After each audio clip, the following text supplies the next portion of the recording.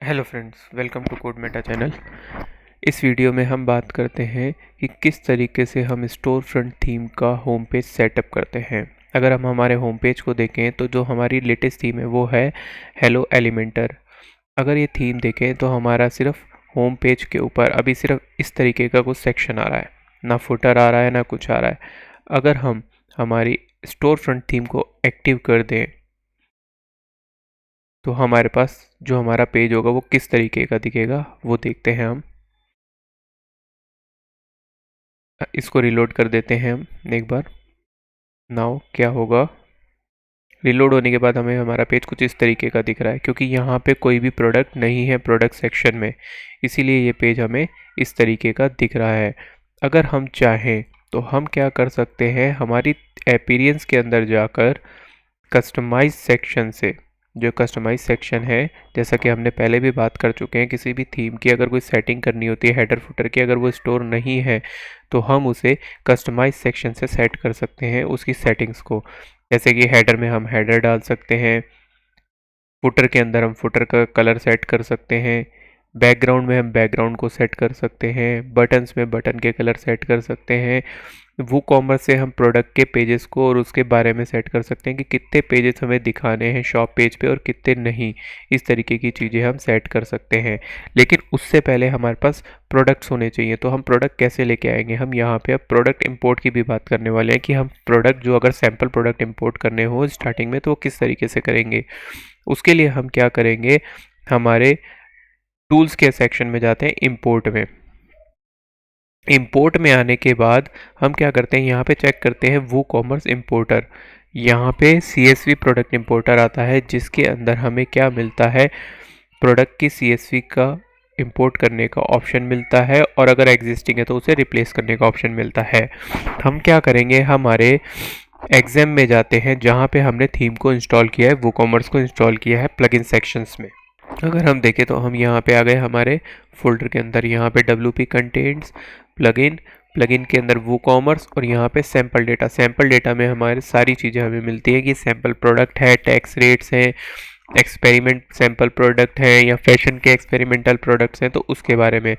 अगर हम हमारे वेबसाइट में वापस जाएँ तो यहाँ पे क्या था, प्रोडक्ट इंपोर्ट का ब्राउज करते हैं, यहाँ से आप सैम्पल CSV को इंपोर्ट कर लेते हैं और इसे कंटिन्यू कर देते हैं। अगर आपके पास पहले से प्रोडक्ट इंस्टॉल है तो एग्जिस्टिंग प्रोडक्ट को आईडी और SKU से मैच करवाना है तो उस तरीके से क्या कर सकते हो, आप इसको चेक कर सकते हो। अगर मान लो कि उन्हें रिप्लेस ही करना है यानी नए प्रोडक्ट क्रिएट करने, तो आप बिना चेक किए इसको भेज सकते हो। अगर इसको चेक कर दिया तो क्या होगा, जो करंट अगर प्रोडक्ट कहीं भी इस डेटाबेस के अंदर स्टोर होगा तो वो उसको क्या करेगा, अपडेट करना शुरू करेगा, नए प्रोडक्ट क्रिएट नहीं करेगा। और आपने ट्रैश कर दिए तो भी रिकॉर्ड वहाँ पे, इसीलिए वो नए प्रोडक्ट दिखाएगा ही नहीं बैकएंड में।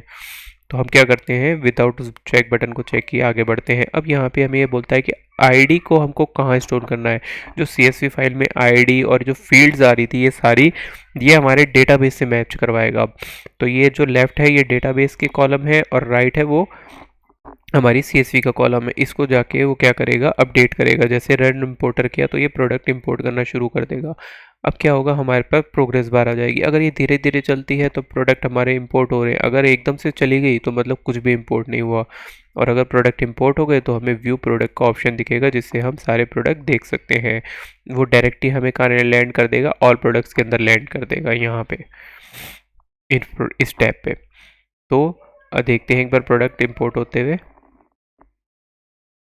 देखो प्रोग्रेस बार ये कहाँ पे आ गई, मिड में आ गई, तो मतलब कुछ प्रोडक्ट इंपोर्ट हो चुके हैं। अब ये बाकी जैसे ही कंप्लीट होगी तो हमें दिखाएगा ऑल प्रोडक्ट इंपोर्टेड का नाम का मैसेज दे देगा ये हमें।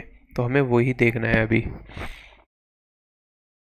देखिए प्रोग्रेस बार ये बढ़ गई धीरे धीरे, और बढ़ गई है, और अभी भी स्क्रॉलर ऊपर चल रहा है, यानी और प्रोडक्ट इंपोर्ट हो रहे हैं। कंप्लीट होने को है ये प्रोसेस, ये कंप्लीट, ये व्यू प्रोडक्ट आ गया। तो ये पहले 25 प्रोडक्ट इंपोर्ट हो चुके हैं सैम्पल प्रोडक्ट से। तो अगर हम आगे जाएं व्यू प्रोडक्ट में तो ये देखो ये सारे प्रोडक्ट आ गए। अब अगर हम होम पेज को रिलोड करते हैं तो हमें थीम के अकॉर्डिंग, जो हमारी स्टोर फ्रंट थीम थी उसके अकॉर्डिंग हमें सेक्शन सेट हुआ दिखेगा। ये देखो न्यू प्रोडक्ट्स, और ये category by product, new in, recommended, favourite product आ गए, सेल प्रोडक्ट आ गए, और ये फुटर में भी हमने जो डेटा लगाया है विजिट से वो आ जाएगा। ठीक है। अगर हम इसको एडिट करना चाहें तो हम हमारे इसमें चलते हैं कोड में, एडिट में, बैकएंड में एडिट पेज करके इसे रिलोड कर लेते हैं। अब हमारी चीज़ों को हम एडिट कैसे कर सकते हैं यहाँ पे, अगर होम पेज पे देखें तो देखो यहाँ पे ये क्लासिक एडिटर है, इसको हम यहाँ पे मान लो वेलकम की जगह स्टोर, यहाँ पे लिख लिया टेस्टिंग, ठीक है।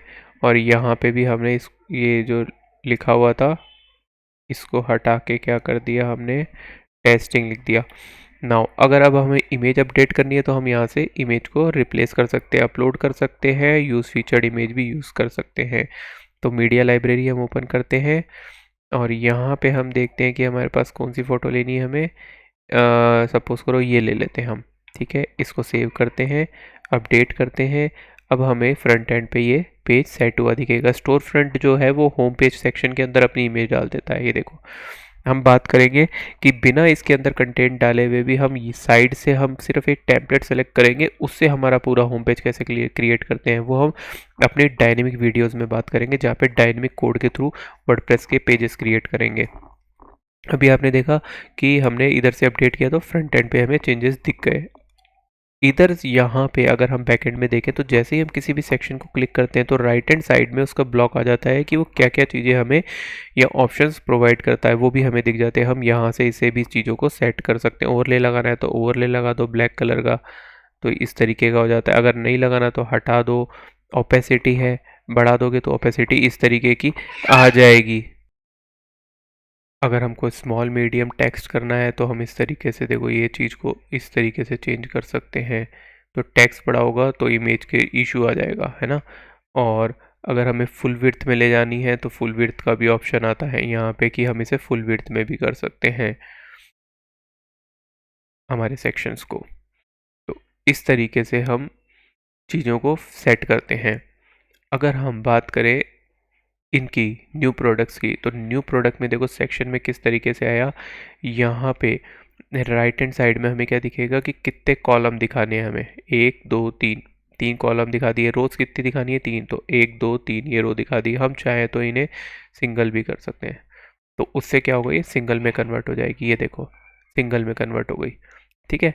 अगर हमें देखना है अलाइन बॉटम करना है तो बॉटम से अलाइन डाल देते हैं, इस तरीके की सेट हो जाएगा। अगर नहीं तो ऊपर टॉप से अलाइन करना है तो टॉप से अलाइन हो गया। मान लो किसी का टेक्स्ट बड़ा छोटा हुआ तो बॉटम से करोगे तो ये सेक्शन नीचे चला जाएगा। हमें हमेशा ऊपर से ही टॉप अलाइन करना होता है। इस तरीके से सेट करते हैं। प्रोडक्ट की इमेज, प्रोडक्ट का टाइटल शो करना है या नहीं करना, तो इस तरीके से देखो ये हम कर सकते हैं। तो राइट हैंड साइड में हमें लगभग पूरी सेटिंग्स मिलती है। स्टॉक है में है कि नहीं है उसकी सेट, प्रोडक्ट कैटेगरी की मिल जाएगी कि कौन सी कैटेगरी के ओनली प्रोडक्ट दिखाने हैं, तो इस तरीके की चीज़ें मिल गई। अब ये सेक्शन मिल गया हमें, इमेज और राइट का सेक्शन मिल गया। ये यहाँ पे जो प्रोडक्ट की आईडी है वो मैच ही नहीं कर रही, इसलिए हमें दिख नहीं रहा। यहाँ पे कौन से है, क्लिक करें तो यहाँ पे फीचर्ड प्रोडक्ट है, लेकिन फीचर्ड प्रोडक्ट है ही नहीं यहाँ पे, क्योंकि हमको यहाँ पे आईडी मिली नहीं। तो रीट्राई करते हैं हम इसको, एक बार देखते हैं। नहीं आया, कोई फीचर प्रोडक्ट नहीं दिख रहा। तो हम क्या करते हैं, यहाँ से देखें नहीं है, चलिए यहाँ आते हैं हम फीचर प्रोडक्ट। फीचर प्रोडक्ट में टेक्स्ट टेक्स्ट नहीं, तो हमें कहीं भी कोई भी फीचर प्रोडक्ट नहीं मिला है, इसीलिए इस तरीके का इशू क्रिएट हो रहा है, ठीक है। अगर हम एडवांस में भी देखें तो यहाँ मेरी तो फीचर प्रोडक्ट हमारे कोई है ही नहीं। हम किसी प्रोडक्ट को फीचर बनाना पड़ेगा तभी वो हमें यहाँ पे दिखेगा। चलते हैं यहाँ, ये जो पहला प्रोडक्ट है हमारा, इसको ओपन कर लेते हैं। इसको एक बार फीचर बनाने की कोशिश करते हैं हम। यहाँ है तो फीचर प्रोडक्ट कहाँ पे है हमारा, फीचर प्रोडक्ट ऑप्शन कहाँ पे मिलेगा हमें फीचर प्रोडक्ट का, इन्वेंट्री, एट्रीब्यूट। देखो मेरे को तो पता है कि कहाँ पे ऑप्शन है, लेकिन ये मैं आपके लिए ढूंढ रहा हूँ कि वो किस तरीके से आपको दिखाऊं मैं, ठीक है। तो हमें यहाँ पे कहीं भी नहीं मिला अभी फीचर प्रोडक्ट, कहाँ मिलना चाहिए। आपको जाना है प्रोडक्ट्स में ही वापस से, और यहाँ पे ये जो स्टार होता है ये फीचर्ड होता है, तो इसको हम सेलेक्ट करेंगे तो देखो ये लोड होगा और ये फीचर प्रोडक्ट सेट हो जाएगा। तो इस तरीके से फीचर प्रोडक्ट सेट होता है। अब अगर इसको रिलोड करके देखें हमारे पास,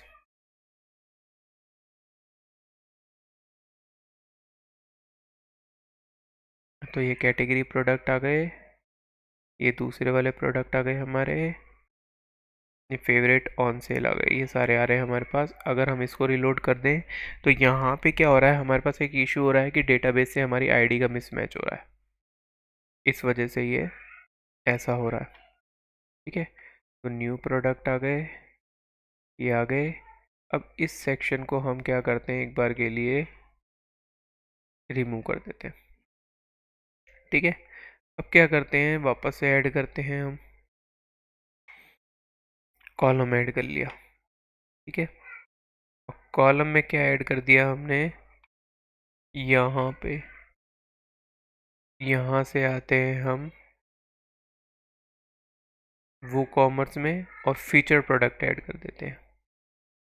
ठीक है, तो फीचर प्रोडक्ट हमको क्या करने हैं, सबके ले लेते हैं हम।